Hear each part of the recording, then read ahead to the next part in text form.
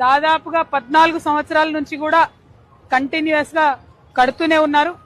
ప్రభుత్వాలు మారుతా ఉన్నాయి కానీ ఉప్పల్ ప్రజల పరిస్థితులు అయితే మారడం లేదన్న విషయాన్ని మనందరం కూడా గమనించవచ్చు.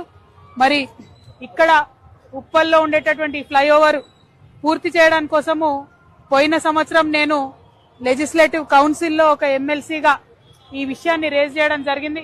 అప్పుడు కూడా కోమటిరెడ్డి వెంకటరెడ్డి గారు తొందరలో పూర్తి చేస్తాం మేము బీజేపీ కిషన్ రెడ్డి గారు మరి దగ్గరుండి కేంద్ర మంత్రి కాబట్టి దాన్ని పరిష్కారం చేయాలని నేను డిమాండ్ చేస్తున్నా.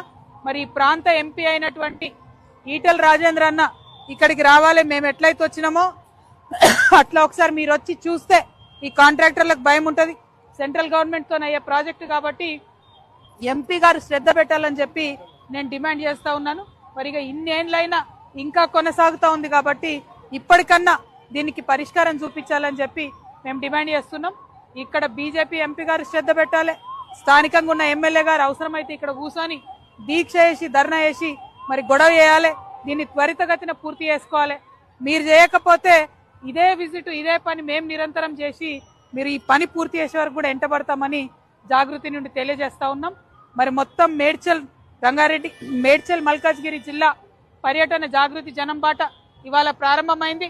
ఇంకా 4 రోజులు ఈ పర్యటన జరుగుతుంది, అన్ని నియోజకవర్గాల్లో కూడా సాగుతుంది. కాబట్టి మరి జనం బాట కార్యక్రమానికి పెద్ద ఎత్తున మద్దతిస్తున్న ప్రజలందరికీ ధన్యవాదాలు. ప్రజా సమస్యల్ని పరిష్కరించడానికి చేస్తున్న ఈ యాత్రకి సపోర్ట్ చేస్తున్న మీడియా మిత్రులకు కూడా ధన్యవాదాలు తెలియజేస్తున్నా. జై తెలంగాణ, జై జాగృతి, జై తెలంగాణ.